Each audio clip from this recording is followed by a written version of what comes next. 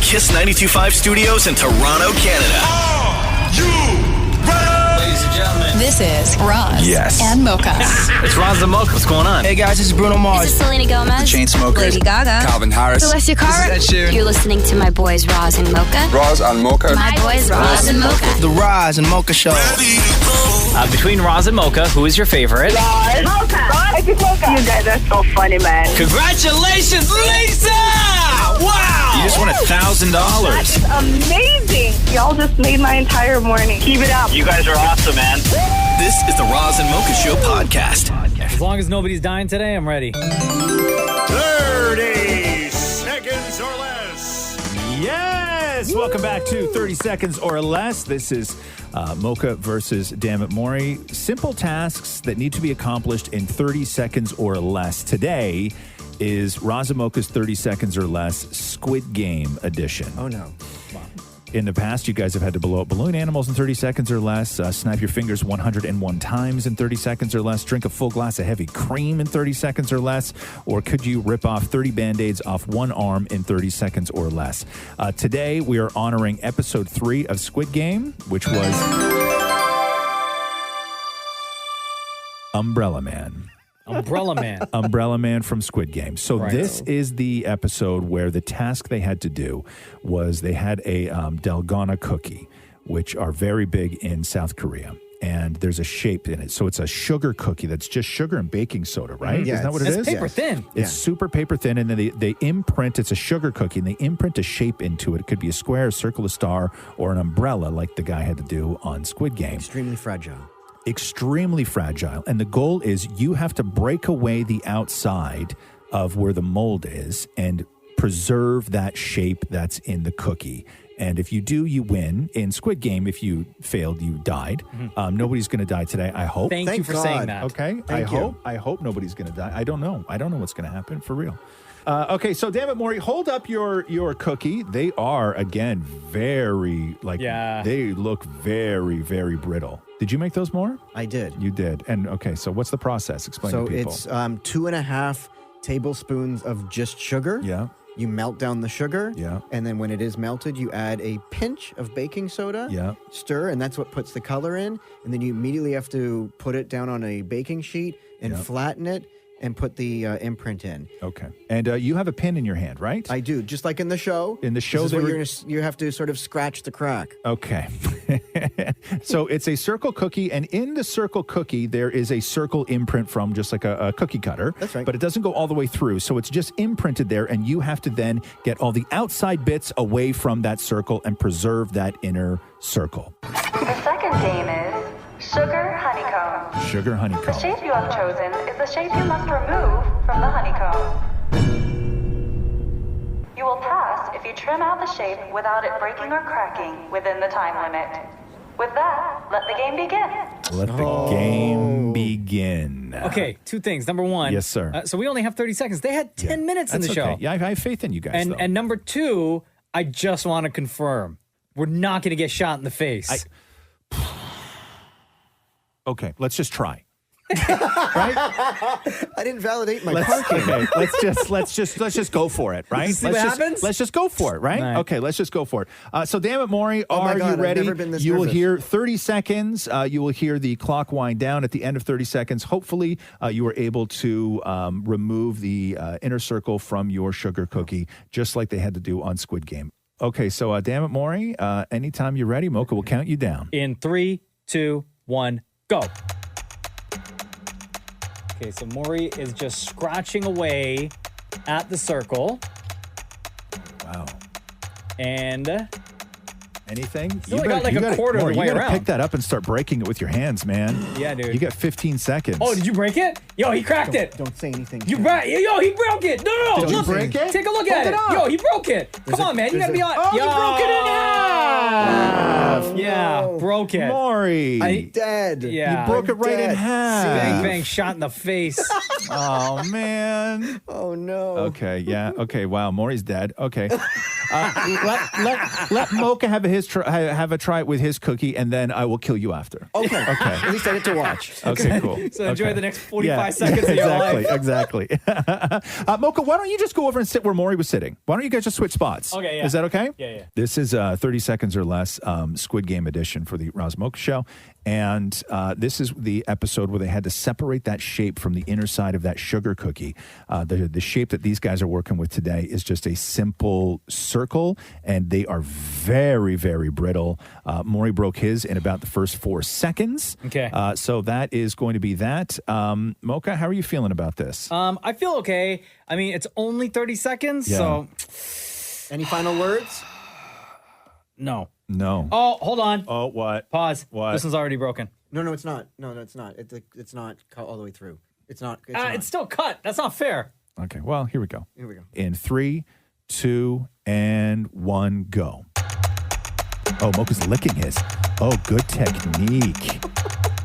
Moisten it up. Okay, now Mocha's in there with his little nail.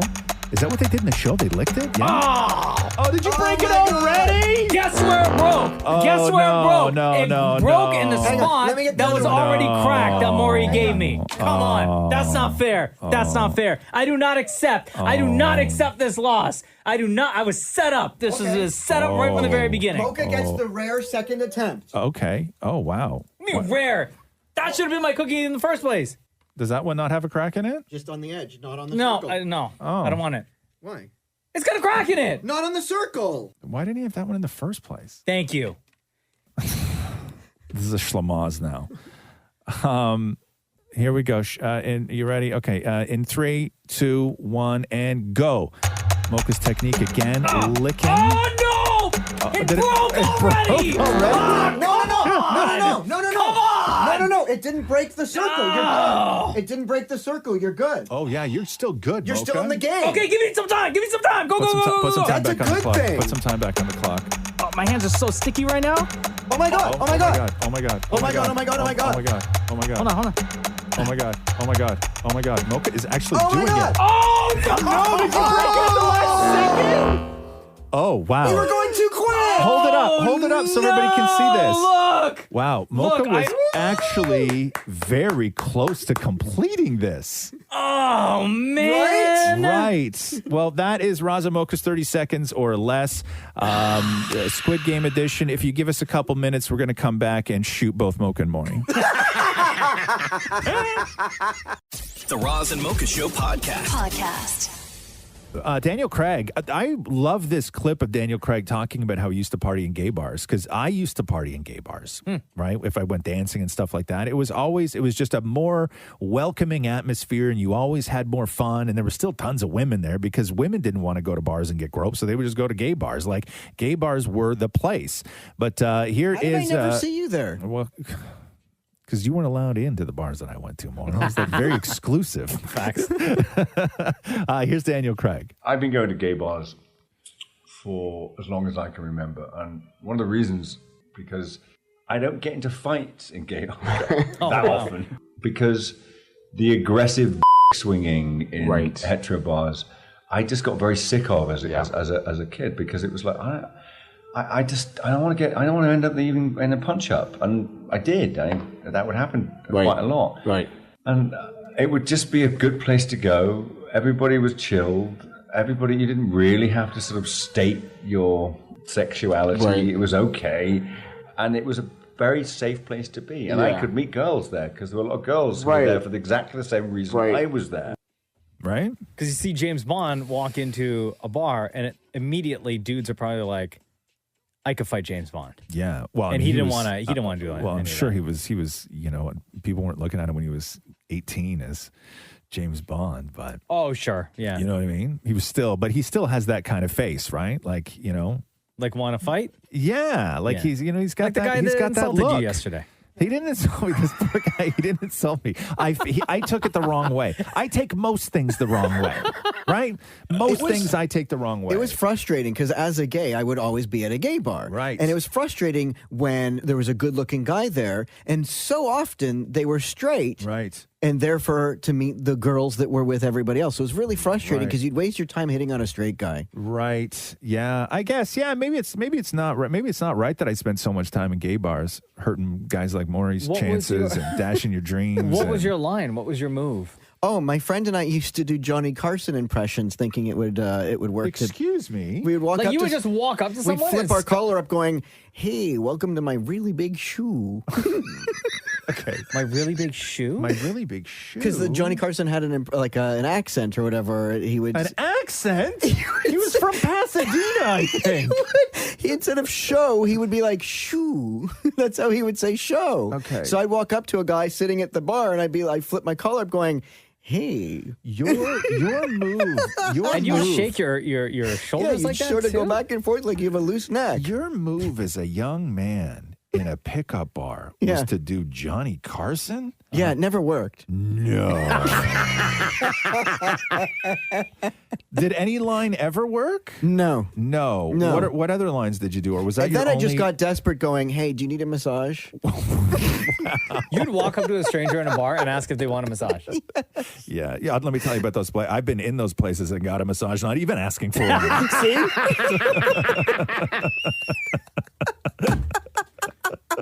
Roz, you are a stud, sir. What? Does this mean we got to do the news all over again? Huh. Sorry, man. I hit that by mistake. Sorry. Do we got to do weird. the news all over again now? Like, do I do a different news now or do I do the same news now? You have to do the same one. Hey, welcome to my really big shoe. The Roz and Mocha Show podcast. So it's all happened to us. You're in the car, driving, and you got to pee. Constantly. If you're Roz, you have Daddy's Little Helper in the vehicle, which is a Gatorade bottle. Empty Gatorade bottle. That you, in case of emergency, crack that seal. Yep. Large mouth on it. You don't have to worry, right? Whiz away. Yep. I'll do that in the car with my family, by the way. Like, that's not me alone in the car. Like, I do that as a passenger. Right. Yeah. Normally, if you're stuck in traffic and you got to pee, for fellas, you may pull over to the side, pee on the side of the road, right? Sure. I always open the door a little, like if Catherine's in there with me and she does pull over, I'll always open the door and then I stand in the V between the car and the door. And then I put one hand on the roof where the antenna is and I pretend like I'm adjusting the antenna. I just twist it back and forth while I pee. So anybody driving by is like, oh, that guy's having radio problems. Old school. Yeah. Or sometimes you may find the nearest exit and pull off and maybe go to a gas station, find a Tim's, wherever, right? Yeah. For ladies, maybe that's your tactic rather than in desperate times, right? If you have to find like a grassy area on the side of the highway where it's safe, maybe you do your business there. Yeah. There's a guy who was stuck in traffic recently and really, really had to go and decides not to pull over at the side of the road, not to get off at the nearest exit and find somewhere to pee, but to call 911. Oh, they're not going to help. And 911 released the audio of this interaction. 911, need police by your ambulance. I need police. Okay, you have the police. Yeah. Where's the emergency? Actually, the thing is that I have to pee and these guys are not moving. You have to pee. Yeah. This is your emergency that you have to pee? Yeah. And how are the police going to help you urinate? I have to pee, man. But I'm not sure what you'd like me to do that you have to urinate. I can't help you with that. Wow. And then they say, okay, we're going to disconnect the call. Yeah. Now. Yeah, So long. appropriately So. so. Yeah. That's not a 911 call. No. You got to handle that. You got to handle your business, right? If you don't pee before you leave the house, and by the way, I always pee before I leave the house. I'll just probably have to pee again, right? Sure. But You know what the police said to him after that call? What? You're in trouble. Yeah. Thanks, Mark. But that is not a 911 emergency. No. Not Okay, at all. you got to handle your business. You have to be prepared. Well, what did he think they were going to do? Police escort, obviously. Right? The Roz and Mocha Show podcast. Alessia Cara on today's Ellen talking about a sort of a tip that her therapist gave her to deal with anxiety, which seems to be a tip that has helped Alessia Cara a whole lot. Listen to this. You set aside, which is interesting to me, you set aside 30 minutes of worry time. Mm-hmm. Most people are worrying the rest, just 30, like 30 of not worrying. Yes, yes. Yeah. But how do you just set aside 30 minutes of worrying? It's difficult. This is something that my therapist brought up to me. She'll be very happy that I'm shouting her out, so shout out to you. Saved my life. And yeah, so she kind of, wanted me to do this exercise to kind of show us that we are in control of our minds, no matter how, difficult, no matter what's going on in there. You can control it, because oftentimes it feels like a tidal wave, especially anxiety and worrying, and those feelings can feel larger than you. But she was like, just... I guess for some reason, when you set aside a time and throughout your day that you're gonna have those 30 minutes and you can kind of see them, you can postpone it. And I started noticing, because I was giving myself that time to only worry, I was like pushing it aside in my day, and I could like live a little bit easier because I have those 30 minutes. And during those 30 minutes, I just literally sit there and worry, or like talk to somebody and just vent and worry and get stressed. And then when the 30 minutes are up, you put it away. Wow. Maury's looking like, I want her therapist. Why the hell did my therapist not tell me this? It would have saved years. And the guy's retired. Wow. Oh, your therapist retired? Yes, but I still tough. continue journaling. I have no one to show it to. So hold on here. Wait, but didn't your therapist what? Didn't your therapist refer you to somebody else? No. Oh, wow. So you learned all these skills, right? Like journaling, and he didn't teach anything like this, to find those 30 minutes. Trick that we had where if there's something that's bothering you and it involves other people, Right. one stick is this person, one stick is this person. And you would talk to the stick. Right. It never worked for me. I don't like stuff. I don't like talking to the stick. It's like you got a therapist from 1910. You know what I mean? Talk to these sticks. Talk to the sticks. I don't know. I imagine. You must have a lot of sticks at home. I know, and for some... I gotta say, it's like an auditorium of sticks. I know. It's like Maury's giving a TED talk to a bunch of sticks. I've gathered you all here today. I know. And for somebody who clearly, Maury, and you've said many times in the show, has abandonment issues, what's it like when your therapist retires and you're just stuck with your sticks in your notebook? Where do I go?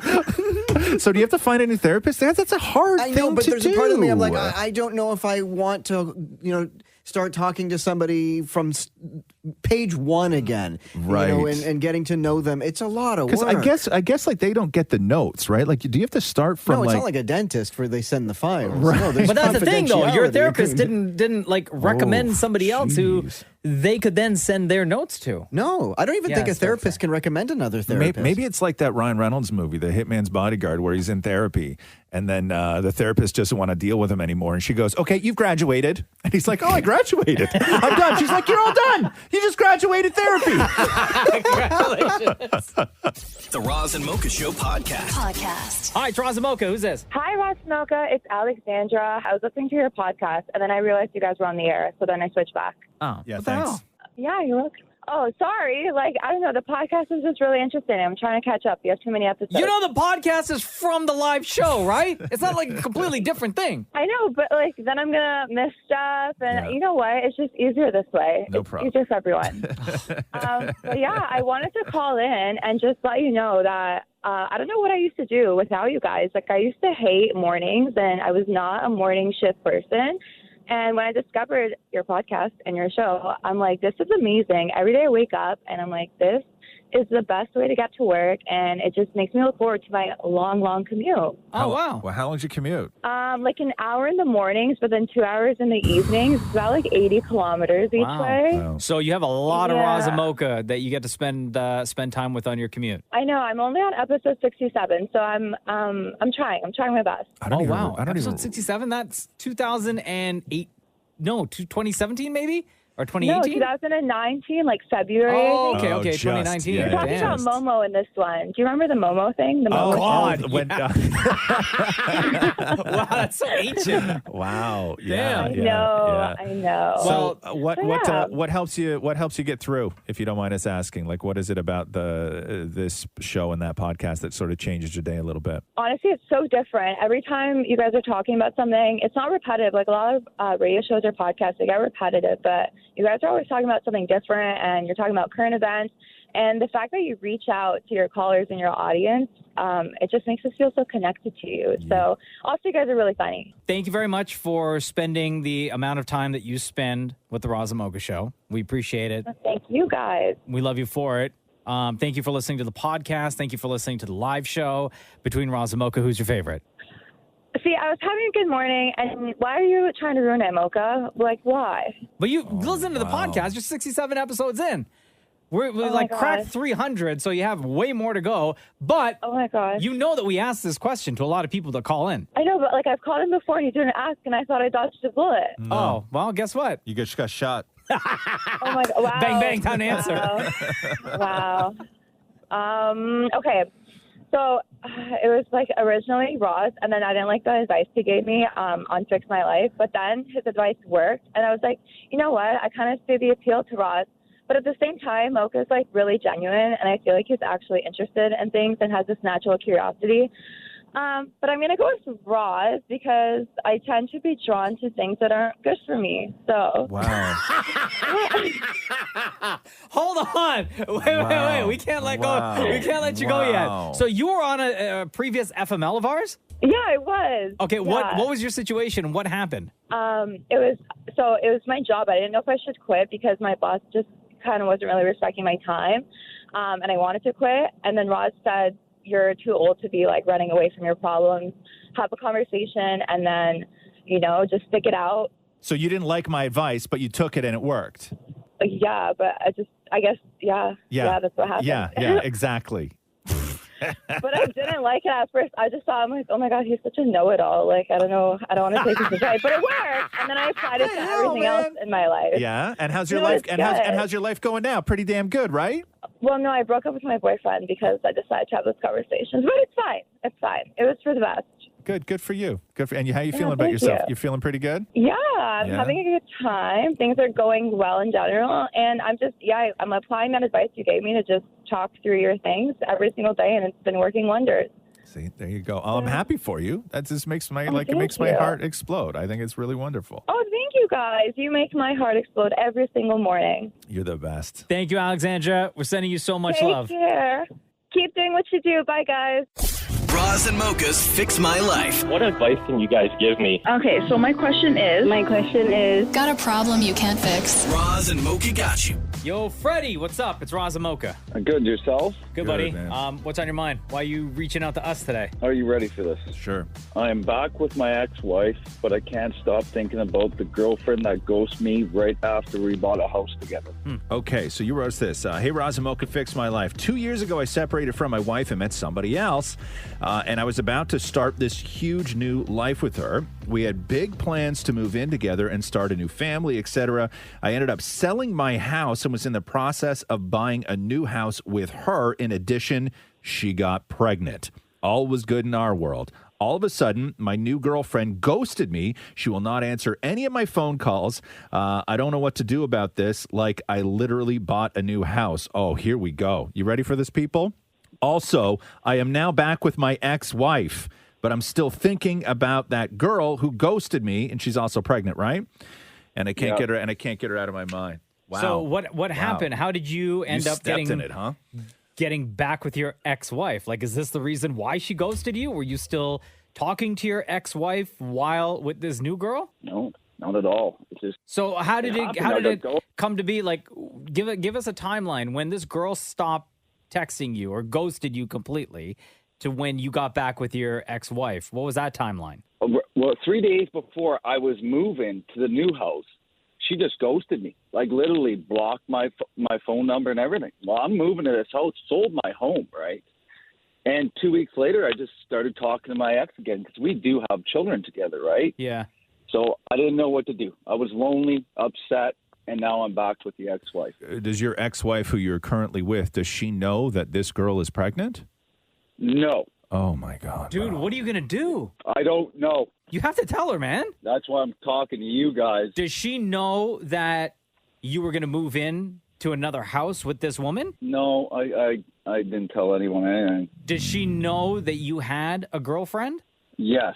So is she asking questions about that relationship, or she just assumes it's over and done with and now you guys are back together? Over and done with, and now we're back together. What was the reason you told her that the relationship ended? Oh, well, I was trying to be honest, but I still, us men like that. You did a crap job What at that. did you tell your ex-wife the reason why you're no longer with the other girl? Well, I just told her it wasn't meant to be, right? Wow. Oh, dude. should've You known. got to tell her. Oh, I She's know. got to know. She has to find out, man. You can't let her find out on her own.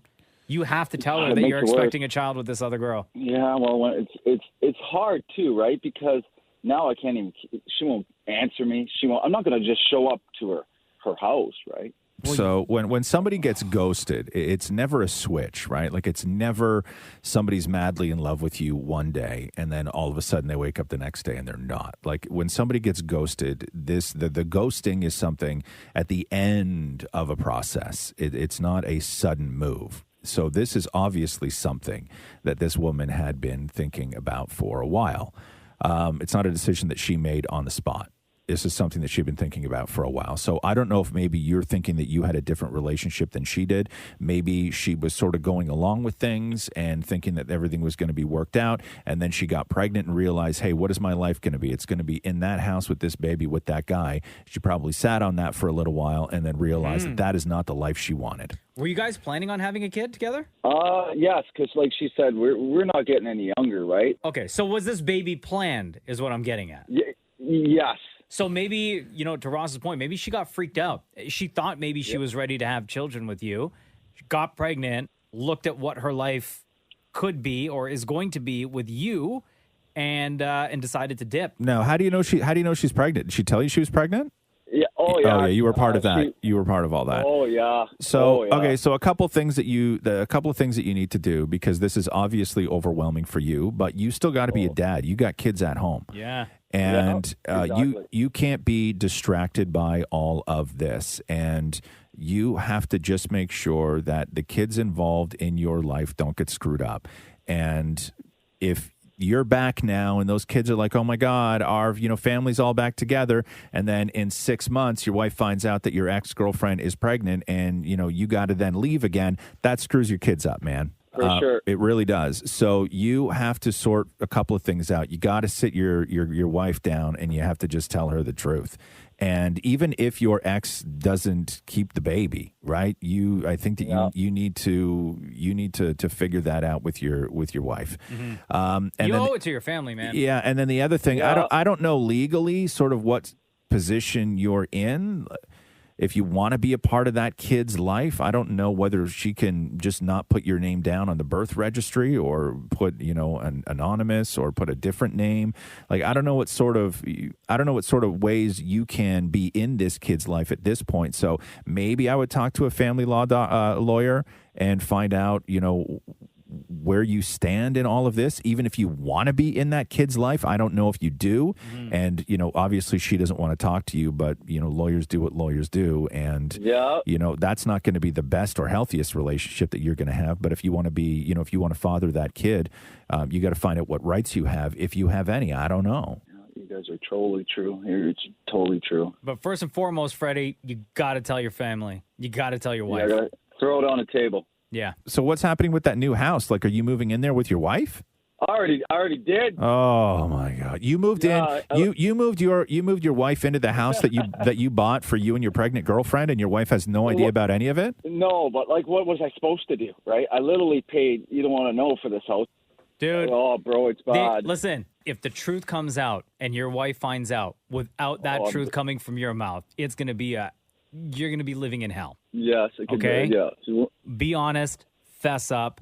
Have the convo with your wife. Or just send her a text. You know what? No, this is what I'm going to do. Hey, babe, you're never going to believe this. Yeah, crazy story. Dude. Good luck, Freddie. We're gonna check in with you again soon, okay? Okay, guys. Thank you. Okay. All right, later, okay, dude. man. Roz and Mocha's Fix My Life. On Kiss. Billie Eilish was on with Kimmel last night. Is that who it was? Oh, nice. And she met the Royals. On Kimmel? No. It was William and Kate, and I think Prince Charles, and like a whole bunch of other people. This was at the No Time to Die premiere in London. Mm-hmm.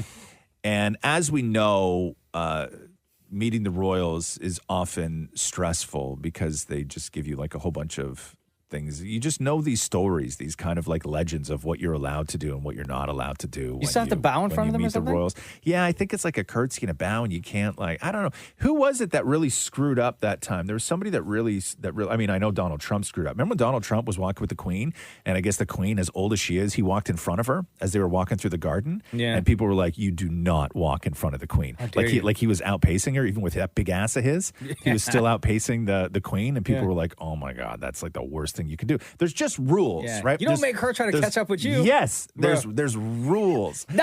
But that right there is common sense. That's not rules. Thank you. That's common sense. You're right. That's courtesy, right? Yeah. Like that is when you're walking with an old person, okay, you keep their pace. They set the tempo. You don't skip ahead and then do the, hey, oh God, quit scuffing, Grandma, right? Dog, she's like 1,000 years old. So this is Billie Eilish on Kimmel last night. You met the royal family. I assume they read you the rules and all that stuff before you met them? Oh, yeah. There was a whole list of things. Did you pay attention to those rules? You did not. I had a feeling. No, but I tried to. I was planning on it. And they were just so normal. Like, they didn't make me feel like, oh, I'm scared I can't talk to them. And they were like very they just complimentary, and they had all these questions for me, and they were just very friendly and like funny and sweet. I don't know. I can't complain. It was amazing.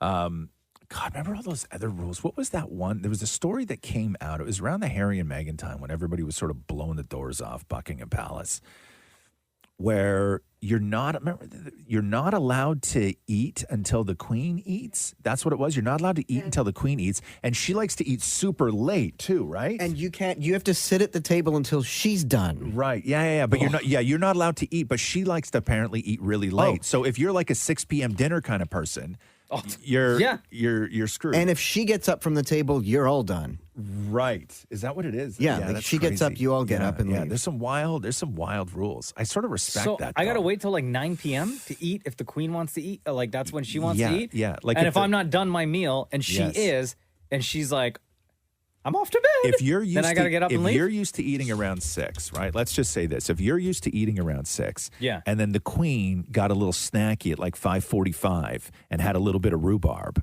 okay, and then pushed dinner till 8:30, you're not eating until 8:30. Okay, question. Yes. If the Queen has her rhubarb snack at, what would you say? 5:45. 5:45. Yes, sir. And I'm feeling like that's usually around the time where I want to eat. Yes. If the Queen is snacking, can I snack No, too? no, I don't think I'm you not can. allowed to snack? No, Wait, but what if the Queen controls my snack time too? No, you might be allowed to snack, but you can't have the pheasant. I don't know what they eat at the Buckingham Palace, right? Like I'm so guessing. I can't have a pheasant wing. Yeah, I'm guessing pheasant and some sort of pudding. If Mocha's hungry, can he order room service until he meets the Queen? No, it's not a hotel. I don't know. Jesus, man. Do you know nothing? Do you know nothing? Do you know nothing? Answer that question. Yes. Do you know nothing? Yes. Question mark. The Roz and Mocha Show podcast. Sinead? Hi. Hey, welcome to Roz and Mocha's Hell of a Story, Sinead. Thank you. Okay, so you were calling us from where? Belfast. Belfast. Oh, nice. All the way from Belfast. Belfast, Ireland. What And, up? and sometimes for a story like this, we have to go all the way to Belfast to find such a story, which is a hell of a story, by the way. So talk to us before we get into this about your family. So you got kids? Yeah, so there's the boys who are here is Connell and Stefan. Your cat's name was what? Simba cat is called. And how old was Simba? So she's 14. We've had her from she was 6 weeks old. Connell got her for his 3rd birthday. He is now 17. So she was very much part of the family, like treated like a princess. We just adore her, actually. And was Simba like an indoor-outdoor cat? She would go outdoors, but always comes home at night. Okay, gotcha. I have a question for you, Sinead. Yeah. So what the hell is the hell of a story? You have an awesome cat that gets along with your kids. Okay. Yeah, that's part of the story. But what happened? What happened that day when you guys went outside and talk us through the discovery? Okay, so Simba didn't come home the night previous, and my husband Freddie, he was going to the gym. He seen a little cat, very similar to Simba, lying knocked down on the bottom of our hill. So he then obviously came home and was like, oh my goodness, I think Simba has been knocked down. We need to go and see. So obviously then we went to go see. I kind of was like, oh my God, it's my Simba. So wait, so you walk up, there's a cat at the bottom of your hill and it's Simba. And like, was she hit by a car? Did she fall? What happened? Yeah, squished, literally squished by a car. Squished Oh! Yeah. I don't know if I want to hear this. Yeah. So Simba, R.I.P. Okay, so at this point, do you talk about like when you're going to tell the kids? Like, what are you thinking about in that moment when you find Simba squished by the car? So in that moment, it was 5:30 a.m. and in that moment, I was going to work, and all I could think about was, oh my God, my cat is like squished at the bottom of the road, but I also need to get to work. Then was like, look, we'll get you to work, and I'll get the cat brought somewhere until you come back from work, and we'll look at it properly and, you know, make sure that it's Simba. Yeah. Which happened. And then, so you guys, you and the family get together and decide to have a funeral for Simba? We were so heartbroken. I told the boys were devastated. We cried. No. My parents and my sister and my brother live in Scotland. We had told all them. Everybody was heartbroken. We were all so sad. What did you do? Did you cremate Simba? Yeah, so we brought her then to the vet to be cremated, and we ordered a headstone off Amazon. We had literally spoke to the wee 5-year-old Stefan, telling him all about the Rainbow Bridge and how it'll have wings and be playing with all the other animals. And then, like 10:30 in the evening, Simba rocks up crying at the door for dinner, and we were like, oh my God. Wait, sorry. Hold on a second. Hold on. So your real cat, like your actual Simba, not like ghost Simba. Like the whole family's so devastated. You start seeing ghost Simba. This is real life Simba. Your family cat Simba, 14-year-old Simba walks up to the door. Yeah, and just like cries for dinner as if, what's the fuss? So, what? Yo, Sinead! But you guys confirmed. How do you not know your own cat? 14-year-old Simba. You confirmed that this next cat was Simba, but meanwhile it's another dead cat? I know. So this is how it got crazy then. We realised then, so once the celebrations then, we're like, oh my God, Simba's home. Told everyone, oh, Simba's home. This is amazing. Realisation then set into me, and I was like, oh my God, I've actually cremated someone else's cat. So what next? Did you find out who that cat belonged to, or was it just like a stray that nobody knows who the owner is? No, so we then, there's like a lost pets and found West Belfast page on Facebook, and I actually mailed them, like, looking back now, I actually can't even believe it was me. I mailed them like, listen, my cat went missing. I found this cat. I thought it was my cat. I sent it for cremation, but my cat has arrived at my door. And the lady was like, oh my goodness, you know, you've done a lovely thing, but we'll never know the owner. So then she actually met me back, and she's like, actually, this guy has like the same kind of like cat on the lost page. Why don't you contact him? Which I did. And by this stage then, the vet obviously was closed, and I was able to phone the next morning. The cremation hadn't taken place, and the chip was over. It was little Milo, and we saved the day because the owners were able to get their own little cat cremated. But I still can't believe it was me. And then, bang, God, it went around the world, and I am still listening to What's New Pussycat every day. My husband works in a shopping centre, and people walk past him saying meow, and it's crazy. Wow. So Simba's A-okay, and everybody in the family's happy. Yeah, everything turned out well in the end. Oh, that is a hell of a story, Sinead. Thank you. That's great. Oh, you're welcome. Yeah, you're very welcome. That was a hell of a story, Sinead. Thank you. The Roz and Mocha Show podcast.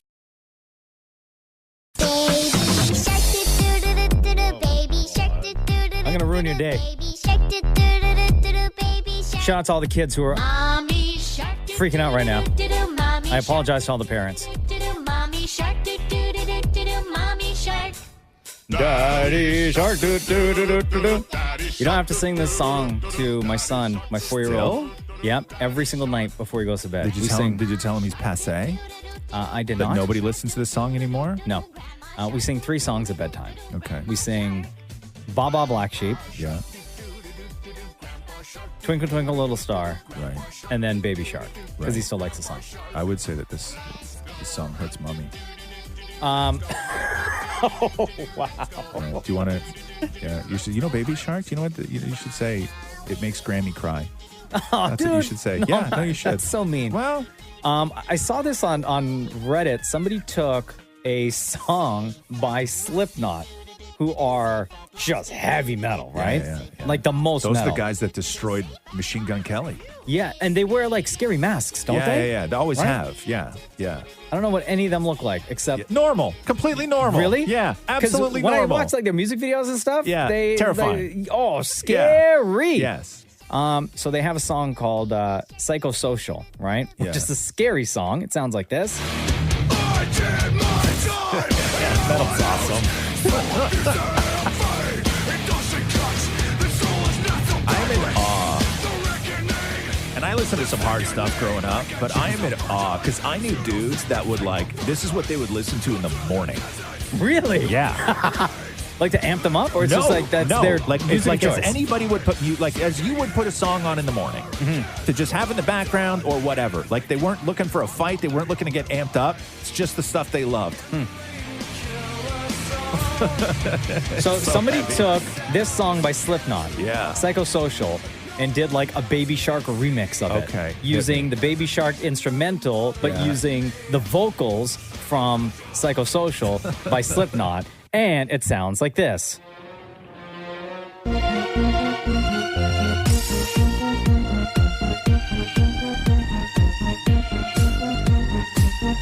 I did my time and I went out. So if you say I'm fine, it doesn't cut.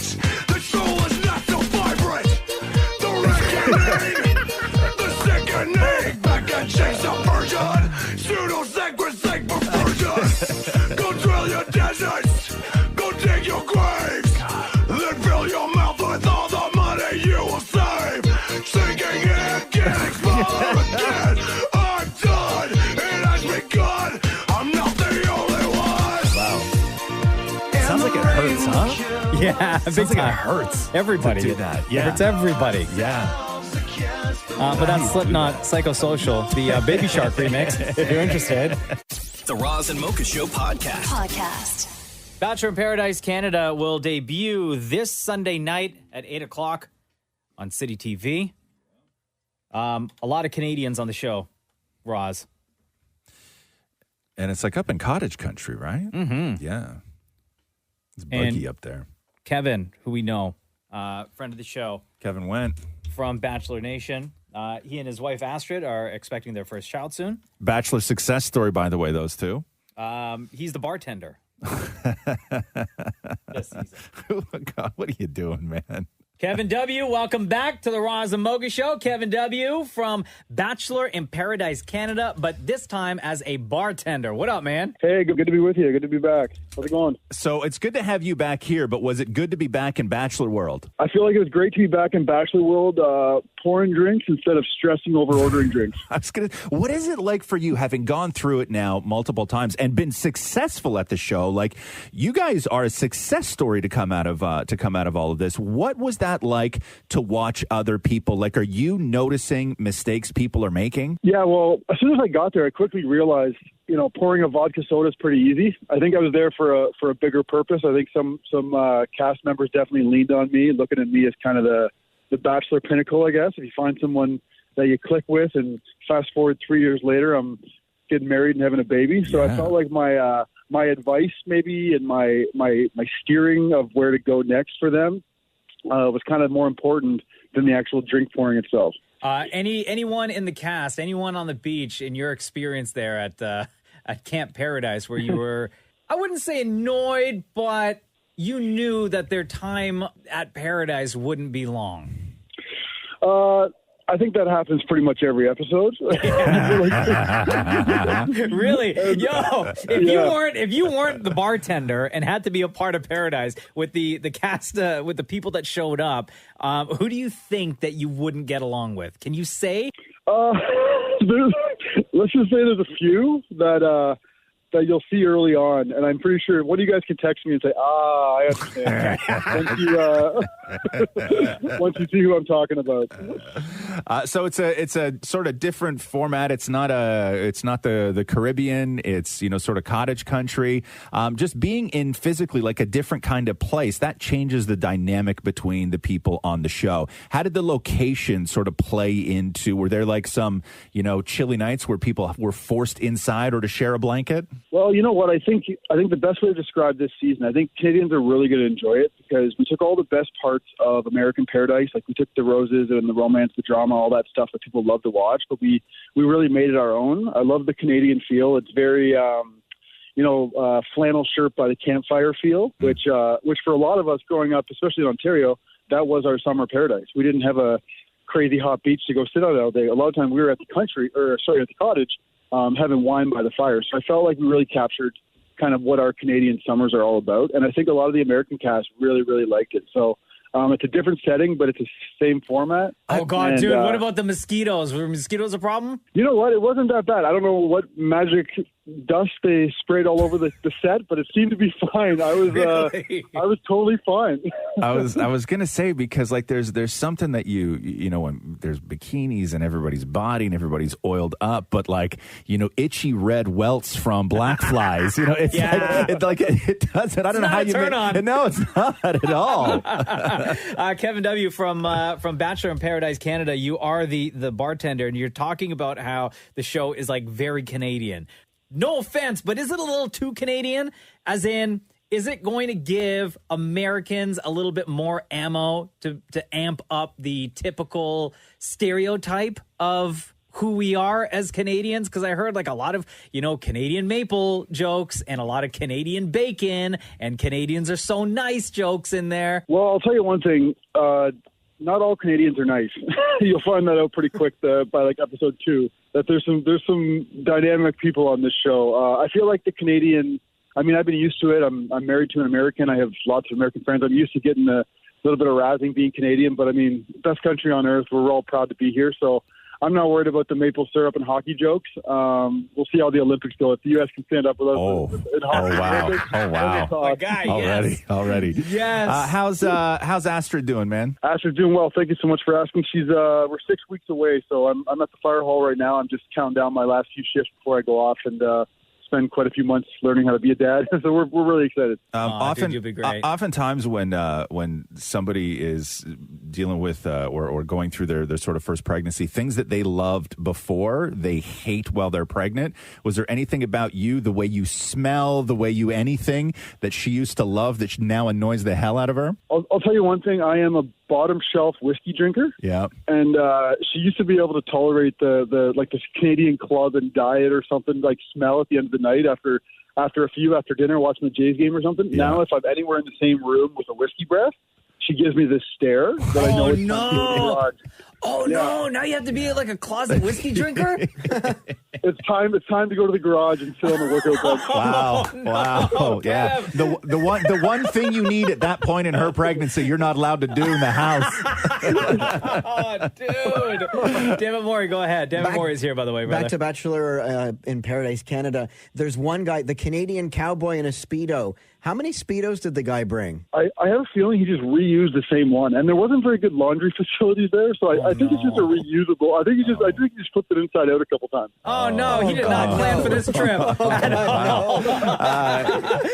Kev, thank you so much for always making time for us on the Roz Mocha Show. We cannot wait to see all the drama unfold and your bartending skills on the new season Bachelor in Paradise Canada will debut this Sunday and then every Sunday 8 p.m. on City TV. Much love to you, brother. Thank you so much. Thanks so much for having me, guys. Great talking. The Roz and Mocha Show podcast. So we're 2.5 weeks away from Halloween. And neighborhoods everywhere have got the decorations out. Yes. Some of them are like cute and fun, Mm-hmm. like what we have at our house. Just a couple of pumpkins and some like inflatable ghosts and a cartoony dragon that we got from Canadian Tire. Yeah. That my son helped us, or he picked everything out and we put it up together. But then you have people that go the extreme. There's one house in our neighborhood where it looks like a murder scene, but also zombie apocalypse. Yeah, right. Yeah. Right? They have stuff hanging, like they had like a dead body, quote unquote dead body, hanging from the tree in the neighborhood. I drove by a house where they had a body hanging in a tree, but it was like battery operated, so it was like twitching. Oh, geez, no way. Yeah. Scary. All right. Life size, too. There's this guy in Dallas. His name's Steven Novak, and he's an artist.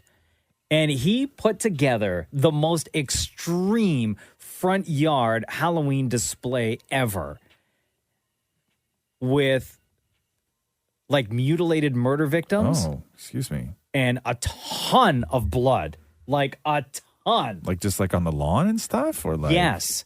One victim, quote unquote victim, was speared in the back with a chainsaw. There's another corpse that's like hanging off the edge of the roof with a knife in its back. Or Okay. sorry, knife in the head. Okay. There are dismembered body parts inside of a wheelbarrow and a duct tape Gotta move garbage 'em bag that holds the shape of like what looks like a body. And then the entire scene is just soaked with blood. And somebody called the cops, and the cops had to show up. And what? To And tell 'em investigate. to- No, because somebody Oh. looked at this scene, drove and by. they thought that a bunch of people had been murdered. Look at this picture. Tell me Oh. that's not, like, that's pretty extreme, right? Oh, yeah, because that's a daytime shot, too, right? Yeah. Yeah, things So look different somebody in the called the daytime. cops, and because the police were obligated to show up, but they Yeah. talked to this guy, and they were like, hey, we did get a phone call about Yeah. this display that you have on your front lawn. Right. They didn't charge him, or they didn't tell him to, like, take it down or anything like that. Yeah, Or like- to make adjustments so it I don't doesn't like guys look like that. I don't like guys like that. I don't Like like, that. this? No. No. go the extreme? No, I don't like that. And I don't like the hanging body from the tree that's battery operated and twitches. Because here's the thing is that Halloween is for kids, right? I get adults like Halloween and all this stuff. But if you wouldn't show it in a movie to a 6-year-old, you shouldn't put it on your front lawn on Right. Halloween. Yeah. Right? You can't do you can't do a wheelbarrow full of very, very realistic body parts and then have children walk past it. Like, you just can't do it. It's damaging. Like, Yeah. they just, you can't show that stuff to a kid. Yeah. Right? You can't have a kid walk by a dead guy with a chainsaw in his back and blood everywhere. To this guy in Dallas. You can't make a 6-year-old walk through blood to actually get candy. And then the parents be like, well, that's not real. No, you But can't. still, You the can't image do gets like that. burned into your mind Yes. as a child. But that's what Yeah. this guy, he's an artist, and he lives in Dallas, and the cops had to show up after somebody drove by and saw this. Yeah, but then what do you do with all that This stuff murder when it's scene. not Halloween? Where do you keep that? That's got to be hard to bring a date home, huh? The Roz and Mocha Show podcast. The Property Brothers, Jonathan and Drew Scott, are nonstop. They got new episodes of their Emmy-nominated Forever Home series on HGTV, Mondays at 9 p.m. Celebrity IOU Season 3 is coming up. This is where they team up with a celeb to help reno a home for a person in need. And now they've teamed up with a real estate brokerage called Properly to help people get into their dream home a lot quicker. Jonathan and Drew Scott, Property Brothers, welcome back to the Roz and Mocha Show. How are you guys? We are good. Always nice to hang out with you guys. So where are you right now in relation to each other? Like, are you guys allowed to like hang out and like with all the COVID stuff? I guess, are you bubbled or what's going on? No, we're definitely able to hang out. Just depends on, where we're at. So Drew's actually about an hour away from me right now. Yeah. But, no, we've been filming, and we just wrapped filming Property Brothers and Celebrity IOU about 2 weeks ago. What's happening on the new season of IOU? Who you got? Oh my gosh. I mean, we have Snoop Dogg was our last that we wrapped up. Howie Mandel. We always have great talent, but the stories that you're not used to seeing, like the way that we dig into their backstory a little bit, who these people mean to them. That's the most touching part of the show. And so it's really exciting for us to be able to be a part of giving back to people. Can you tell us a little bit about Snoop Dogg's story? Who was he trying to help out? What was the experience like filming with him? And did he try to make you guys smoke weed? Yeah, did you guys get high with Snoop? So no. First of all, Drew would not stop trying to do some sort of music collaboration with Snoop, and Snoop was like, "Yeah, it's not happening. No, not it." Instantly, all of Snoop's cred would go. But it was a pretty incredible episode. So Snoop was giving back to the gentleman who runs the Snoop Youth Football League. It's an organization they created that has gotten several kids into the NFL, a ton of professional careers out of it, literally has helped thousands of kids and their families. And so cool as Snoop likes to play it all the time, dude has a heart of gold. And He's also- he was totally willing to do whatever we wanted.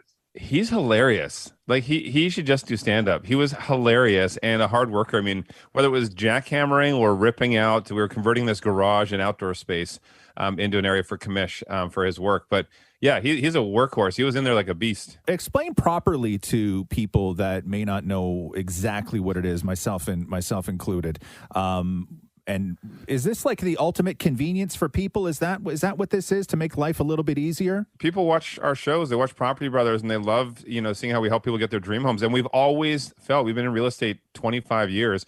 We always felt there'd be a better way to buy and sell properties. And this is it. I mean, it's a tech-enabled real estate brokerage. And Jonathan and I, we're not just, endorsing we've actually invested our own money in this because we see this as a way to transform the buying and selling process in Canada. But also there's some of the features like, the property polish where you can get 20 grand interest free to fix up your place to sell it for top dollar. Oh, wow. And most people I don't think realize how much more you can tap into in your property if you just clean it up a little bit before you sell it and show people its true potential. Anyway, it really is. It's transforming. And also, too, I mean, Properly has Instant Estimate, which is Canada's most accurate free home value calculator. So people can literally understand the value of their home off the website, properly.ca, within minutes. So it's everything that Properly is doing is exactly what we've been saying to clients for years that we would love to do. We'd love to help more people into their dream homes. Now we have a way to do this all across Canada. You guys are a family empire, and how long do we have to wait before there's a Jonathan Zoe show? When I'm kicked out? I've been trying to think of the right angle. The funny thing is, I don't want to give too much away about the new season of Brother versus Brother, but I do have a secret weapon. Somebody who's obsessed with real estate. And so it's basically like we're teaming up to beat Drew. Is she obsessed with real estate? Is Zoe obsessed with real estate? Is that what you're saying? Oh my God. Let me tell you this much. She found the house for Brother versus Brother. Jonathan will take credit, but she found the house. And anyway, it's going to be a great season. I think we can't give away too much, but we start filming next month. All I can say is, I think I'm going to win again, Jonathan. Oh, I don't know. Oh, damn. Yeah. I got this one in the bag. I know it's early where you are and you're not whispering. Is she there, Jonathan? Nope. No, she's not. So you can't just yell, yo, what's up? And she won't answer. Are you wanting me to do a shout out to Zoe? No. You want her to record a birthday message for you or something? No, I will say this though. My birthday is coming up. No, I'm just you're just wondering. I think everybody thinks you guys are adorable together, right? I mean, she asks all the time about Mocha, not you. Oh, but she just all the time. She's, what's he up to? It's really tiring. What's he doing? Oh, yeah. What up, Zoe? Property Brothers, Jonathan and Drew, thank you so much for joining us on the Roz and Mocha Show. We appreciate your time. We appreciate you guys. Thank you so much. Thanks, guys. Right on. Roz and Mocha's Fix My Life. What advice can you guys give me? Okay, so my question is... Got a problem you can't fix? Roz and Mocha got you. Hello, Taylor. It's Roz and Mocha. Hi. How are you? I'm good. How are you? Good. Are you stressed? A little. Yeah, why is that? I know we're under the same roof again, but my parents need to give me some damn space. Oh, here we go. You wrote us this. Roz and Mocha Fix My Life. I'm 25 and have been back at home with my parents for almost 3 years now. We used to have a healthy system of boundaries, but now it's like I'm back in high school. They constantly question where I'm going and who I'm going out with and make me feel guilty when I choose to leave the house to see my boyfriend or my friends. How do I establish healthy boundaries with them so that I can feel a bit more independent? So has this been going on for the 3 years that you moved back home, or it's only recently come up? Honestly, it's gotten pretty bad after COVID happened. Now, are they worried that you're like, I don't know, how frequent are you going out? Like, are they worried that the amount of time that you're spending out of the house, you may, because they don't know who you're hanging out with, that you may get something and bring it back into the home? No, like they know all of my friends. They know who I'm seeing because I don't really have a lot of friends that I see regularly, but I don't know. It's because I work in Toronto and I live in Hamilton, so I'm not really home a lot during the week. So this isn't a COVID thing. This is just a smothering thing. I think so. That's Okay. what it feels like. So first of all, when it comes to boundaries, when you move back in with your parents, boundaries need to be set before you move in. That that conversation needs to happen before you actually move in. You obviously did not do that. No. Now, okay, so Whoa, wait. How long? So you moved back home when you were 22 years old. How long were you out of the house before moving back home? I was at university for 4 years. Oh, okay. So, are you paying rent there? No, You're no. not- okay, so you're not contributing financially to anything, right? Well, I help them with groceries and stuff when I can, but Sure. I'm in the Okay. process of paying off my student debt. I gotcha.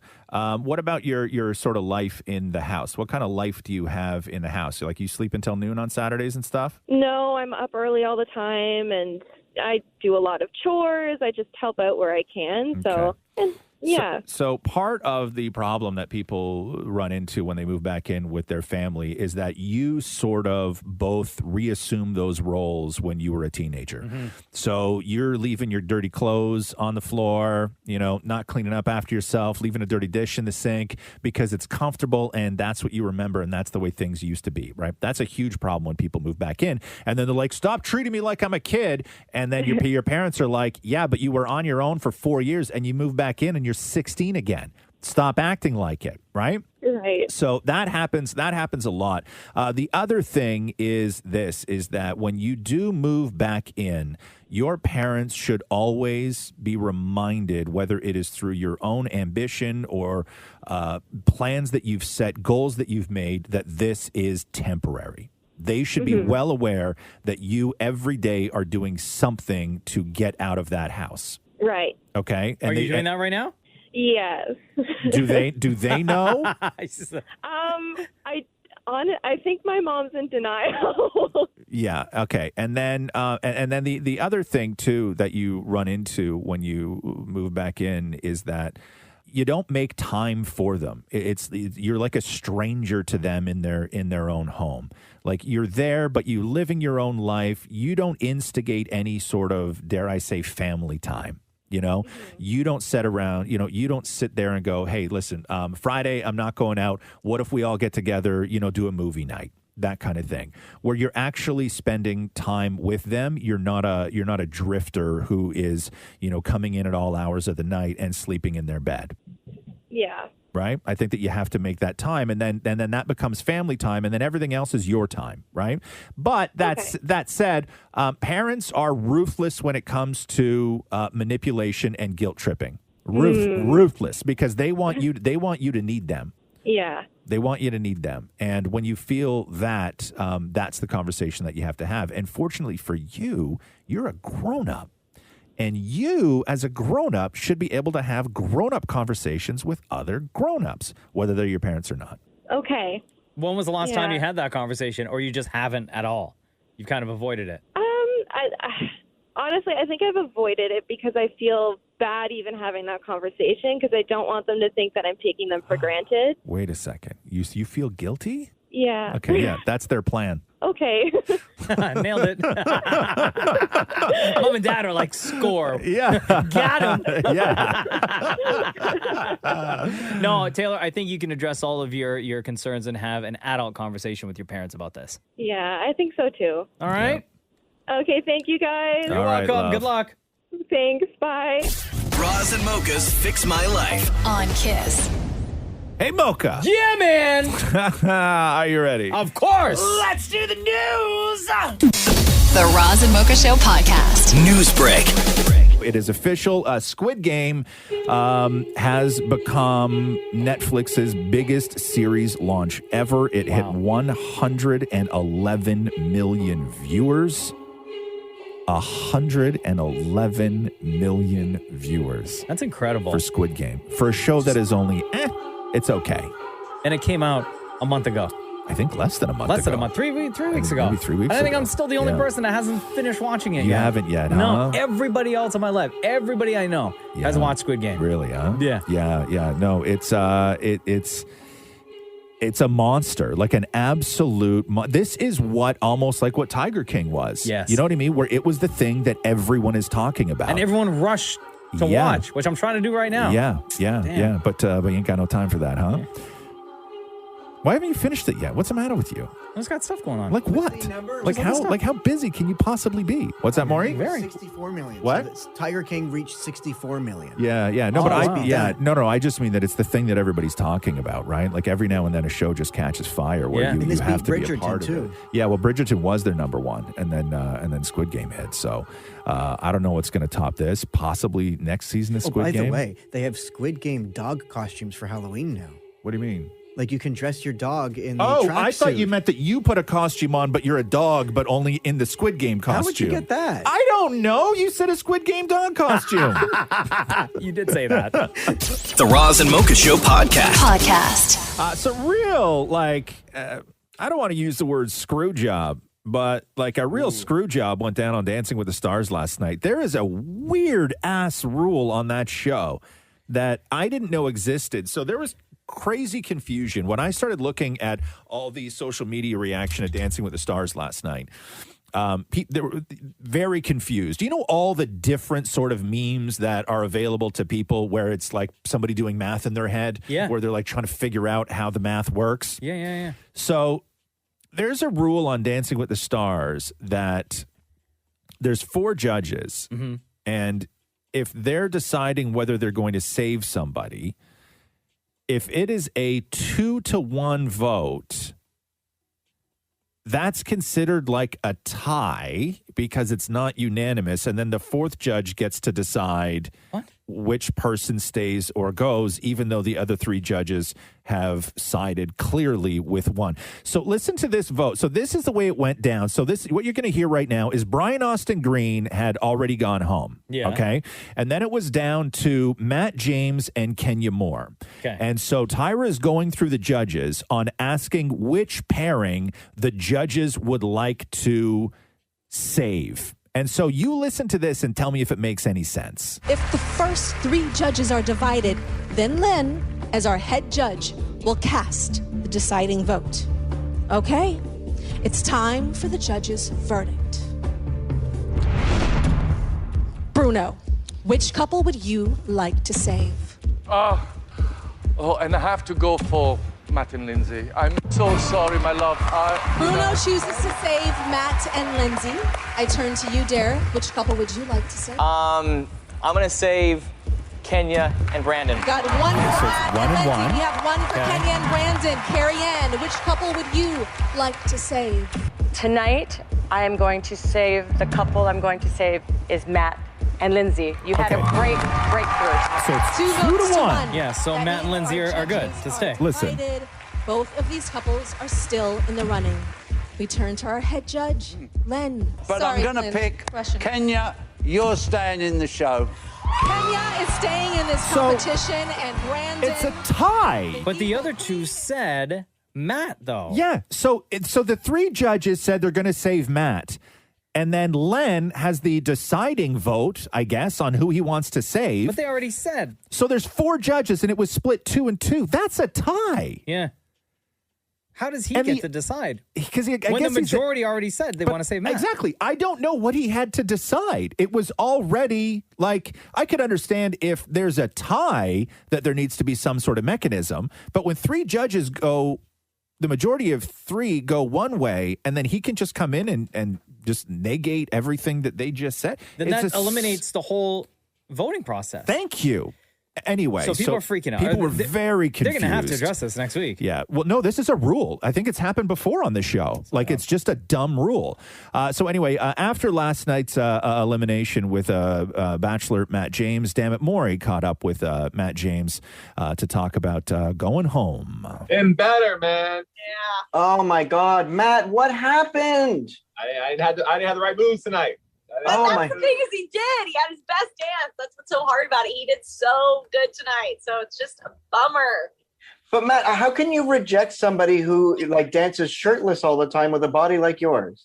Hey, listen, I there's a strong field of dancers. You know, there's so many talented dancers, and it's got to be somebody every week, and this was our week, so I'm big rooting for him. At least it's not like Squid Game. You're still alive. This is true. Hey, now you have a lot more time to actually finish that show. We've been trying to watch it, but So there you go. No more Bachelor Matt. The Roz and Mocha Show podcast. Television as you know it may change drastically in the coming days. IATSE, this is the big union of sort of behind-the-scenes workers in Hollywood. Okay. And the IATSE president, Matthew Loeb, says that the union will go on strike on Monday unless a deal is reached in the next few days, meaning that productions will shut down. So first you had COVID shutting everything down, and now with a union strike looming, everything else will They're fighting shut about money? down. So No, it's always money, right? So he says Or benefits. He says that the quote, the union will continue bargaining with the producers this week in hopes of reaching an agreement that addresses core issues such as reasonable rest periods, meal breaks, and a living wage for those at the bottom of the wage scale. However, he did note that, quote, the pace of bargaining doesn't reflect any sense of urgency and that without an end date, we could keep talking forever. Our members deserve to have their basic needs addressed. And then the Alliance of Motion Pictures and Television Producers released a statement saying there's 5 whole days left to reach a deal. And the studios will continue to negotiate in good faith in an effort to reach an agreement for new contracts. So one of the things that they want is that when you're working on a movie set, because movie days are long days, they're 12-hour days minimum, right? Oh, yeah. And what they want is that when somebody wraps at 9 p.m., they're not asked to be back on set the next day at 4 a.m. Right. Right? Like, what is the reasonable rest period in between call times? That's one of the things, because That seems fair, though. Because that happens frequently. And then, of course, wages for people who are on the bottom sort of wage scale, and then wages for everybody else. But Monday's the deadline. There's a clock on the website that's ticking. Oh my God. That's Are you ticking serious? down. Yeah. That's ticking down That's like to next strike level. day. We have to go and design a clock and put it on the website. And this will be television, movies, everything. Like all the shows that have union members in it will just cease to be in production again. Again. When the writer's strike happened, it was almost a year with no new television, if you remember. Yeah. Right? It's a big deal. It's a big deal. I wonder if they've already... Is Jersey Shore Family Vacation safe? Because they've already filmed that, I don't think they're union. Oh, thank God. Yeah, I don't think they're union. And if they are, hey, we got the union in our pocket. Right? You know what I mean? What place is that? That's Italian. That's straight up Italian. Oh, okay. Yeah. Good one. I did hear great news, though, about Succession. And I was extremely happy for it because Succession Season 3 debuts on Sunday night. Correct. And they had the red carpet premiere in New York the other night. And one of the pieces of information that came out of the premiere was that this season of Succession is a no-COVID world. Oh, perfect. Meaning COVID does not exist. Yeah. It's not acknowledged. People aren't wearing masks. It doesn't make its way into the storyline or to business. I kind of like that. They did what everybody else should have done. I don't know if you watched this new season of Billions, but they referenced COVID. It was literally the funniest thing. The funniest thing. What'd they say? So because the season was split because they had to shut the season down because of COVID. Yeah. Right? So there's a scene. So it goes like no COVID in the world, and you're watching Billions, and then they pick up in that season with the scenes and the episodes that were shot post-COVID. And there's just one scene where, like, the guy who runs the company, Axe, is on a monitor, like a Zoom call, talking to his employees, and then everybody's wearing masks, and then he's like, all right, anyway, take your masks off. And then everybody just takes their masks off. Oh, that was a reference. Yeah. The only reference. Yeah. Oh, my God. They show people in one scene wearing masks. And COVID then is done. Yeah, and then he's like, all right, if you work for me, you take your mask off. The only other that was it. show earlier this year. It was the funniest thing. One of my favorite shows on CBC is Working Moms. Yeah. Right? With Catherine Reitman. Yeah. And Great show. and in their latest season, because they shot it during real life COVID world. Right. And they only made reference to COVID once. Yeah. And after that, it was like COVID was over. Yeah. No social distancing, no anything. So they Right. only referenced it in the first episode one time and didn't bring up like the severity of everything. Yeah. You know what I mean? Yeah, Like, yeah. which, I know you guys are watching the latest season of Morning Show. No. No, you're not? Bailed. Yeah, I'm not really feeling unwatchable. Like, they're covering Unwatchable. now. The timeline Nah. of Morning Show right now Yeah. is at the beginning of COVID, like Yeah. before it enters North America. Yeah. And I don't know. I'm kind of like, I'm over. It's Yeah. The morning show. The morning show is now one of those shows, and there've been a few. There have been a few shows where it is so shocking that season 1 captivated so many people and was the topic of conversation, and everybody was watching it. And then season 2, I've not heard one single human have a conversation about it. Yeah, I think the hard thing for the morning show is where do you go from season 1, right? It feels like one of those series that should have just been one season. Yes. Right? Similar to like The Undoing Yeah. or Mayor of Easttown or any of those other shows. Yeah. One season, wrapped it up, made perfect sense. I also think that the morning show, those shows, I think that they should create their own drama on the show. I don't think, just like Grey's Anatomy, I don't think those shows do well when you try and reflect what's really happening in the world, because things that happen in the world change so fast.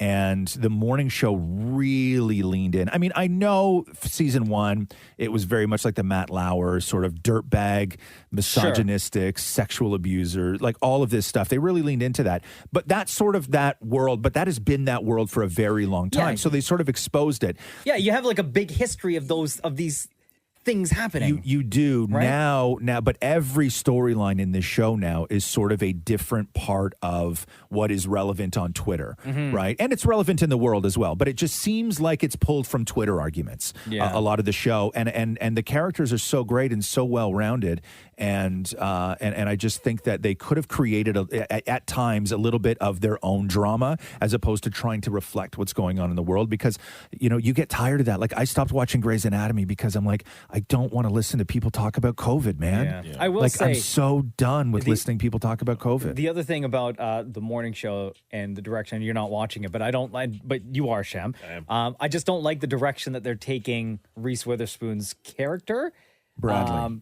Bradley. Yeah. Her, not with what's happening in her life, but just like her attitude. They changed her. Yeah, right? They did. They like really her did. attitude. They Like, forget and I about don't everything like else that. in her life, right? Yeah. And what she's going through, but it's just her attitude and her personality. Yeah, they is- changed her, and they changed a lot of the characters. You rooted for Bradley. Yeah. I think in season 1, and now she's just like, Now Yeah. she's just lumped in with the rest of them. Yeah. But you get a great show like Succession, and you realize how you can still do a fantastic drama without sort of referencing what's going on in the world. But it takes really, really great writing. And I'm not saying the morning show doesn't have great writing, but I think that in order to do a season 2, I don't think season 2 was planned. And season 2 sort of fell in their lap, and they decided to build a show around it. And that's no way to build a show. Yeah, they rushed it. But season 1 of the morning show, when they pitched and sold season 1, seasons 2 and 3 should already have been mapped out. Yeah. And when I'm watching season 2 of the morning show, I don't get the feeling that it was. Right? The Roz and Mocha Show podcast. So there was a thing going on Twitter yesterday with James Gunn, where it was pitch a movie in 2 pictures, no caption, right? So people get creative, and then they take a picture of one thing and a picture of another thing, and they sort of combine 2 things, and then that's your movie. And James Gunn put up a picture of, James Gunn, by the way, director, writer, Suicide Squad, and Guardians of the Galaxy. James Gunn put up a picture of Gilligan's Island beside a picture of cannibals. Okay. So, what if we did Gilligan's Island, but made them cannibals? Oh, weird. And then in a following tweet, he said, a true story. In the late 90s, screenwriter Charlie Kaufman pitched a movie version of Gilligan's Island where the islanders, starving and desperate, started killing and eating each other. Warner Brothers wanted to do it, but Sherwood Schwartz, the creator of Gilligan's Island, said no.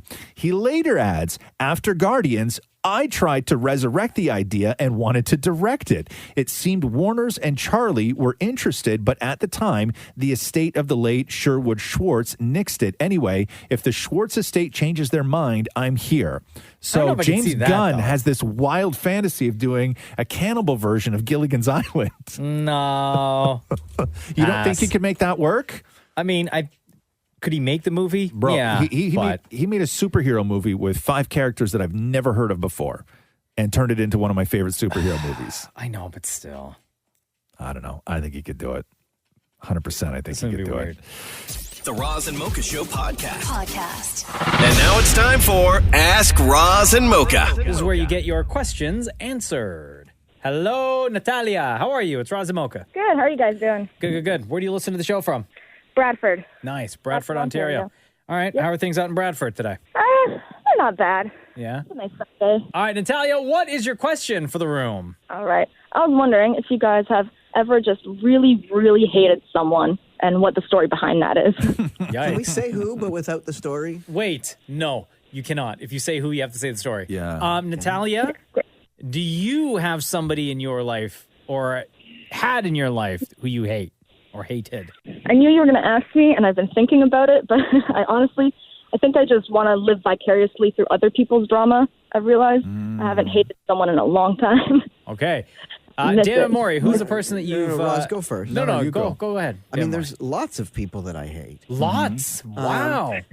Hate, though, right? Hate. Okay, so I'm not... Okay, I'll tell the sort of story, but without saying names. It's a recent thing. It's a person who works in publicity or whatever. Sure. And I hate them only because of how they view doing their job. In the sense that they're very... Like... You can work with them, but it has to be sort of on their terms. If you go rogue or if you do things That's enough to hate somebody? Well, where they choose to speak poorly about you to other people because of, how you've done your job. Do you know what I mean? Wow, that's like you hate somebody for that, huh? Like to me, like, wow, interesting. I would just be like pissy with somebody or just, not talk to somebody, but to actually disgruntled. To actually hate somebody though. Yeah, maybe I don't hate. Maybe it's just who do you hate? Okay, come back to me. You go. Okay. I don't think Mocha. Do you hate anybody? I don't hate Have anybody. you ever hated anybody? Maybe, but just maybe in the moment, like just pissed off. Yeah. Where I'm like, I truly do hate that person. Right. But I can't think of anybody in my life or even in the past that I truly hate, like dislike to the point where it's affected my life. Right. Or like thinking about them makes me boil and rage. Or still to this day. No, like there are people who are hella annoying, but nobody that I actually hate. Right.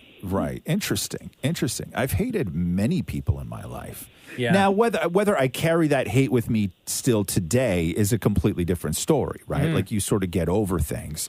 But I've hated plenty of people. I've hated people that I've never met. Really? Yeah. Wow. Yeah. Like I had like how? Like you've heard stories about them that make you hate them? Well, okay. I'll give it. Okay. I was with somebody who cheated on me. Right. Okay. And they cheated on me with like a famous Hollywood actor. Wow. Okay. Oh wow. You gotta say who? Okay. No. And so I hated that guy. Actor. I had never met that guy. And Right. the problem was that guy was in a lot of movies I really liked. Oh no, that sucks. Right? Oh, that sucks. But they didn't do anything wrong. It doesn't matter. I still hated him, and I hated her too, and all this other stuff. Yeah, but now of I course. don't. Now I don't. So like, 'Cause it just doesn't like, affect your life. Yeah. So like that kind of stuff, where you're just like, there's a reminder, right? Like that's when you start to hate somebody. Is that there's a like a reminder. There's people in this business that I refuse to interview because we don't get along to the point of where we hate each other. Wow. Yeah. And like if I ever have like a new boss or something like that, like or a new assignment editor or whatever it is, they will always know. Like I've worked with people who just know never put me in the same room with this person. Yeah. Right. Because it's just not gonna work. You're not gonna get the interview that you want. Yeah. No, because they don't want me there and I don't want to be there. Uh-huh. So like there's that. But again, like so much of it is irrational. Just it started off just not being the same type person, and then you just hear other things, right? Have you ever interviewed that celebrity that was cheated on you with? No. And had to fake your way through it? No. But I'll tell you, now that so much time has gone by, I'm talking, this is like years ago, right? Like 20-something years ago. Is he still hot? Was he ever? Oh, good question. Thank you. Low-key diss right there, right? In your face, nameless actor. I actually think he's dead. Dance on that grave. Yeah. But no, I don't want to celebrate that though. But yeah, no, there's just people that I really truly dislike for things that I know that they've said about me behind my back, or things that they've done to sort of hurt me or sabotage me or make me look like a fool, but they don't know that I know. And the reason why the hate is perpetuated is because they constantly are, if I see them, the rare times that I do see them, they will always be extremely kind. But you know they've talked trash. I know, but it had not even once. Like, I mean, a long history of trying to destroy things, relationships, this kind of thing, from like back channels in my life for no particular reason at all, other than they don't like me, right? And so I know people like that where I just actually hate them for that. I just hate that kind of person. Well, you know what? I hate them too. Right, there you go. For that reason. Perfect. Nice. I think that's it, though. Dan, you were going to give a name, right, Maury? I'm not going to give a name, but I'll say that I don't know if I hate them as much anymore just because enough time has passed. But another morning show person that I worked with in the past, I hated because he would throw staplers at me. Right. Or call me at 3 o'clock in the morning to get drugs for him. Right. Or stuff, I mean, them. Yeah. And... Jesus Christ. But again, but like with stuff like you don't hate anymore, right? God, no. No, and that's the whole thing. I think that when it comes to hating somebody, because I don't see any reason to hate anymore. Well, that's the thing. Both gone separate ways. Yeah, and it's tiring, right? Like I don't hate anybody, right? Like I just don't. Like I just don't have it in me. Now, if somebody if any of those sort of things were to come back into my life, the hate. So would the hate, right? Like I don't give a lot of people second chances. I guess that's what it would be, right? Is I just rarely give somebody a second chance. There you go, Natalia. Awesome. Great stories. Thank you so much for If listening. somebody wasn't Take care, still bye-bye. alive, would you, and they were married, would you sleep with their wife to get back at them? No, because then I would be cheating on Catherine. Right, okay. You know, you're saying how that hurt. You know what I mean? Right? Yeah, just hypothetically. Yeah. Did you forget about his entire family that we talk about all the time? I know. Alanya or Ali. Yeah, Alanya says here, how did Mocha and David Maury name their new dogs? I'm looking to get a dog soon, and committing to a name for the rest of its life is freaking me out. What's your dog's name? So we have two dogs, a 9-year-old or almost 9-year-old golden named Tig. And when we got Tig was during the popularity of the show Sons of Anarchy, the motorcycle gang show. Right. And there's a character on there named Tig. And before we found out how much of a weirdo kind of perv that character was, we had already named our dog Tig because in Jenna's family, her sister got a golden named Jackson, who's like the main character in the TV show. Right. We had Tig, and then my mother-in-law got a golden who she named Opie. Right. Which is another character from the Sons You of guys Anarchy. were all that into Sons of Anarchy? All three of you named your dogs after characters? Yes. Even the mother-in-law liked the show? Yeah, she was into it big time. I didn't know that. And then our new dog, he's like 6 months old. He's an Australian Shepherd named Leo. When he was born, I guess the breeder just gave all the pups their own individual names. And his was Leopard, and we just decided to keep it Leopard as his official name, but we call him Leo. Right. Oh, yeah. cool. Do you have Maury? We have a almost 2-year-old Aussie Doodle Australian Shepherd and Poodle mix, and we named him Andy Monroe, and it was actually a super cool, fast way of naming our dog, and it was Matthew's idea because he knows how much I love Andy Warhol, and he's obsessed with Marilyn Monroe. So we were thinking about it, and the only suggestion was, why don't we say Andy Monroe? And that was the name. It's like Marilyn Manson. Sure. Why? Right? Well, because Marilyn Monroe and Charles Manson. Okay. Oh, really? Right. Okay, Aiden says here. My mom has a dog. She just yeah. got one of those dogs at morning. Which is actually Andy's nephew. You shouldn't have brought it up, niece. Niece. Yeah, and my mom's had a couple dogs. Like she had one dog named Jade, which was it was like a Shih Tzu, adorable little pup. I love that thing. And then we had another dog growing up, big dog called Thor, right? And when it comes to people and their names, like their names for dogs, like you have to want to say the name, right? And I love my mother, and my God, I love that dog. She brought the dog over to the house on the weekend, and it's so adorable. It's so cute. But she called the dog Sassy. Oh, Sassy, Right? that's Yeah. weird. And I can't yell that. You know what I mean? Sassy, come here. Yeah, I can't. Why did she name that dog? I don't know. For short form, say Sass? No, yeah, but I guess you can, but like still, it's just Sassy, right? Like, and I Did don't you ask her where she came up with the no, name? I didn't. I don't want to have that conversation. You don't even That's her care. business. You know what I Yeah. mean? It's not going to make it any better. Sassy. But for me to yell like Sassy, right? Get back here. No, I know. right? And you know what? It's so hard with dog names. Yeah, and when they're puppies, they don't friggin' listen. No. Right? That's Until why Andy works. You Yeah. fully train them. So, like, in our backyard, Leo's, like, running all over the place. So, anytime I got to call him back over to me, I'm like, Leo, get over here. So, like, I can't imagine having Yes. Sassy in our backyard. Sassy, get over here. Yes. Right? Sassy, come here. Sassy, Yes. sit. I guess it's because when you're talking to the dog, you could be like, "You're sassy." Right. Yeah, I guess. I don't know. Like, I would have preferred had she called it like General Montgomery dollar bill. You know what I mean? Like, I would have been like, Something ridiculous. yeah, like I would have been better with that. So I would say, Aliana, if you are thinking of a name, I don't know, maybe a character from one of your favorite TV shows or movies, or a name that is easy to say, or something that's easy for other people to say, or people won't sound ridiculous saying that. You can name the dog after a person in your life too that you loved. Like I could have named my dog Gerald after my grandfather. Yeah, you could have. I guess that's okay. It's kind of weird though. Would Matthew have wanted that? No. Jerry? You're gonna call the dog Jerry?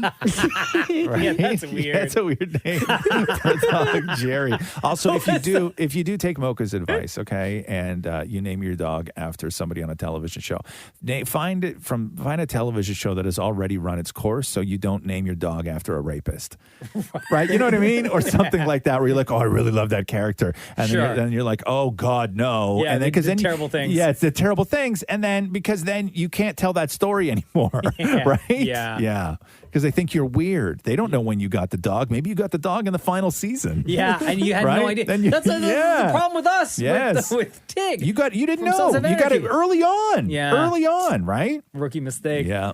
Aiden says here, if you had to have an actor play you in a movie about yourself, Oh, like a movie about your life. who would you want that actor to be? We've had this question before. I think well, the question was worded differently. It was like, who would play you? Right. I would say, like, for Maury, it would be like Rick Moranis. I wrote down Rick Moranis. Too in pen old. right Rick here. Moranis is like 65 years old. Yeah, Maury's close to that. I almost swore. For Roz, I would say... Let's say right now. So they're making they're making a movie of your life, right? Yeah. It's going to chronicle your childhood. So there'll be like a little kid playing little you and so on and so Sure. forth. But the movie's going to end sort of like at the age that you are now, right? So and this person who plays you is going to make up the bulk of the film. So right? I have two for you. Okay. Jared Leto Right. or Ethan Hawke. Oh, Ethan Hawke for sure. Because you and Ethan Hawke look so similar right now. Right. Yeah. Or you're just not don't- allowed to say Zac Efron or I don't Channing know. I Tatum. don't know if Ethan Hawke could. You can't. Yeah. Go ahead, Maury. For you or for me? No, for you. I was going to say Seth Green. Hands down, Seth Green. Yeah, Seth Green. Oh, Seth Green. sure. Yeah. I can see What, that. what about for you? Who would you pick to play you, Mocha? The only person that I know who, like, similar look, build, comedic timing, Yes. He's gonna say smile, The The Rock. See, I knew No, it. The Rock It's is not Aziz going to Ansari play for you. you. The Yeah, Rock it's is Aziz yeah, Ansari. yeah, Aziz, right? He's a tough one to cast though. Aziz hasn't done a lot lately. He Yeah, got but once he gets canceled. the call for Mocha, it's going to be no problem. Yeah, so Aziz, huh? Is that who you're thinking? Yeah. What about, did you say George Clooney for Roz? George Clooney, he's 60. Yeah, but he looks younger. The only other person that I would say for me, right? Just simply because I think that he would be able to play. Like if you sat somebody down and you played them, they listen to all hundreds of the podcasts that we have.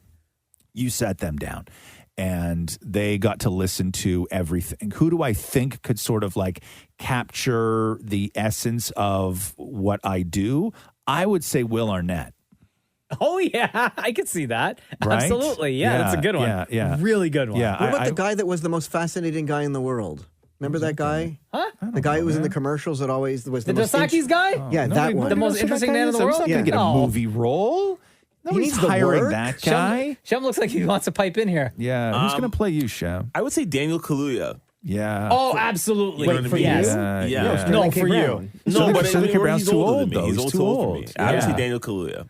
Or Yeah. Michael B. Jordan, because, same body. No, not Michael B. Not Michael B. No. Sorry, dude. You're not Killmonger. Yeah. I Daniel would say Kaluuya. Daniel Kaluuya, 100%. I would also say I don't think reggae. I don't think reggae John Page is enough of.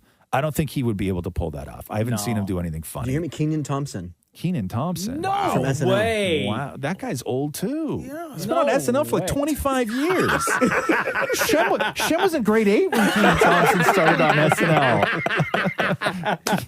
Keenan Thompson. Jesus. Okay, Waffles has this question. Yeah. And I already know what Dammit Maury's answer is going to be. Okay, go. What would you do if you hit a parked car and no one saw? I would assume that everything is seen. Yes. I'm writing a note. I'm sticking around if I have the time. That's me. I'm doing all that stuff. Yes. I would not be able to, I couldn't deal with the fact that somebody would come back at me and say, I know what you did last Tuesday. You know what I mean? Like, I'm not built for that. Yeah. I'm not built for that. I would leave 2 notes in case somebody took one. Yeah, Like, I would leave a note for yeah, sure. If yeah. I had the time, I would wait around. It depends on the damage. Yeah. Oh, it depends on the damage. Because you know why? There are the dash cam. Like, you may not think I know. that somebody didn't see, but there's dash cam footage. There are cameras like everywhere, like places where you don't even think a camera is. But that's why There it are depends on cameras the everywhere. damage. Because if it's a little bit of damage, then the person who owns the car may not see it till much later, at which point they won't remember where this happened. It just says so much about you, though, to not do that, especially based on damage. Like, it just says there's so much about No, but the you. question is not have you. The question is what would you do? Yes. I've not done this. But you Right. would. But we're saying what you would do in that situation. Right, but here's hoping it never happens. But if it did, we know what you would do. Right, so let's hope it doesn't. I know, but you would leave. Because if it doesn't, if there's a lot of damage, I would write a note, sure. Yeah. Wow. The way he said Right, that, and rolling his eyes. Wrong phone number. Yeah. Name spelled wrong in the email address. Would you wrote a note? Would you send or would you tell Dammit Matthew that you Absolutely not, because he would want to do the right thing. Yeah. Right. Oh, Could you imagine that? Could you imagine that? I would never tell my husband the truth because I'm terrified he's going to do the right thing. Wow. It's a beautiful relationship, huh? That's what love looks like. Built on trust. Caitlin Yeah. Medeiros says here, what is your cell phone wallpaper? Just the regular, normal one. Yeah. Like, is your lock image the same as your background image on your iPhone? Yeah, it's just the one that comes with the phone. Yeah, same. Okay. So what is that? That's Stars? Stars? Clouds? Night sky, yeah. Still Dan there? Maury? Mine is Yeah, just I the think so. wavy moon type thing that came with it. The moon. Yeah.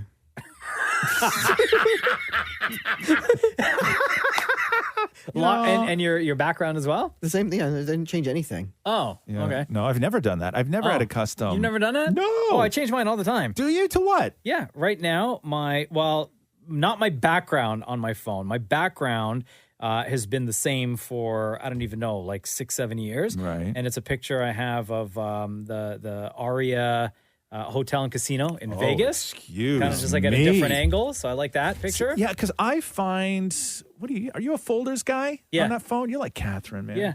And then my lock screen. I like pages and pages and pages. I like my lock scroll. screen is a picture from like 2 weeks ago I took of Jenna and Cruz. I've never done a custom picture on my phone. On any phone that I've phone really? that I've had. I like changing it up. No, because like when people have the custom picture as their background, not their lock screen, but as their background, I find it very distracting while looking for apps. Oh, Like I guess it to depends. me, it can't be anything busy. You'll get used to it. No, I don't See, know. this one that I have, so hold on here. So it's not, it just looks like a design, just based on the angle I like that I took that. I like the that photo, picture. right? That's a beautiful picture. But that's like a hotel and casino in Vegas, Oh, right? yeah. Just Yeah, from the yeah, angle I took. yeah. So it Yeah. looks like a phone background anyway. Yes. Can I add to this Right, question? right. What do you have Jenna and Catherine under on your phones? I Is it just have Jenna? Jenna and I have Catherine, just their names. And do you have just Catherine as Catherine? No, I have her last name too. Really? Oh, okay. Yeah, yeah. Oh, I have Matthew as husband Matthew. Oh, Oh, wow. that's weird. Really, huh? That's weird. Yeah, no. I just do just straight up. It's just Catherine Holland. What's on yours? Shem? No, just custom clouds, or I don't even know what that is. Whatever it came with? Yeah, whatever it came Oh, with. okay. So you guys don't do custom, huh? But why would I spend time putting a picture up there? You spend your life is around looking at pictures of things.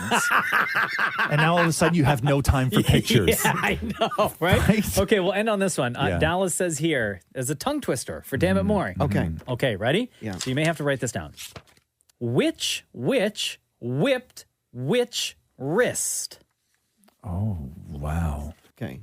And tongue twist, you say it quickly. Okay. Wrist. Which wrist? Okay, go. Which whipped which wrist? Yeah. Okay. Which whipped which wrist? Which whipped which wrist? Which whipped which wrist?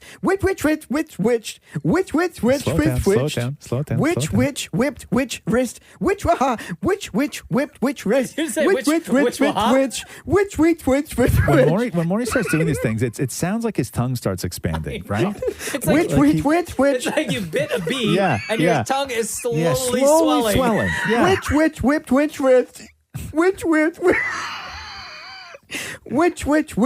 Which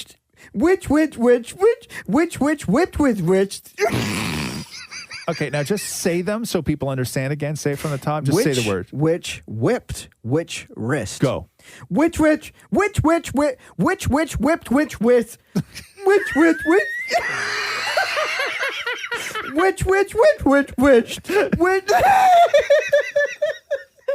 So the answer is no.